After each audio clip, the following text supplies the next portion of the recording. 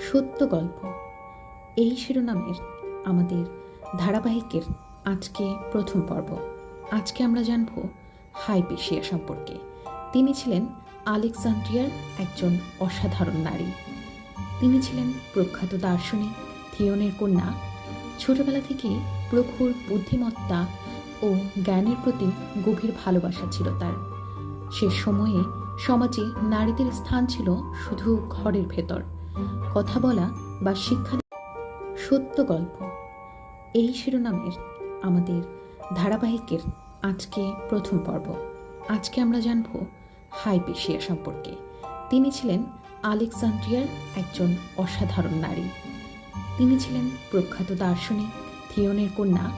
ছোটবেলা থেকেই প্রখর বুদ্ধিমত্তা ও জ্ঞানের প্রতি গভীর ভালোবাসা ছিল তার।